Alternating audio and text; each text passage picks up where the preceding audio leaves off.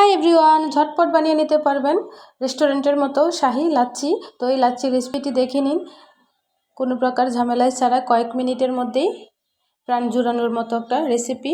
সেটা হলো মিষ্টি দইয়ের লাচ্ছি, একদম পারফেক্টভাবে রেস্টুরেন্টের মতো শাহি লাচ্ছি। দেখে নিন। প্রথমে নিয়ে নেব ব্লেন্ডারের একটি জাগ, দিয়ে দেবো 3 চামচের মতো চিনি, ছোটো চামচের 4 চামচ দিয়ে দেব মিষ্টি দই, আর 2 চামচের মতো গুঁড়া দুধ দিব ছোটো চামচের, দিয়ে দেব স্বাদ মতো বিট লবণ, আর ফ্রিজের ঠান্ডা পানি দিয়ে দেব ছোটো কাপের হাফ কাপ। দিয়ে আমি এটা 5 মিনিটের মতো ব্লেন্ড করে নেব। নিয়ে নেব কয়েকটা কিশমিশ, কাজু বাদাম ও কাঠবাদাম, এগুলো আমি টুকরো করে কেটে নেব। তারপর ব্লেন্ডার করা লাচ্ছিটা দিয়ে দেব গ্লাসের মধ্যে। দেখুন বন্ধুরা, কতটা সুন্দর ফেনা ফেনা লাচ্ছি বানিয়ে নিলাম বাসায়। তো উপরে আমি কিশমিশ কাজু বাদাম দিয়ে একটু সাজিয়ে নেব।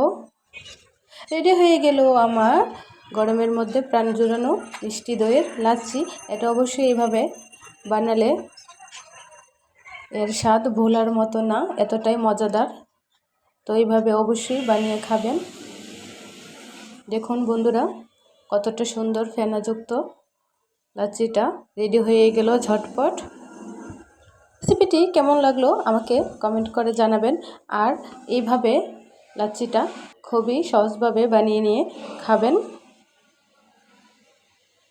সবাইকে ভিডিওটা দেখার জন্য থ্যাংক ইউ।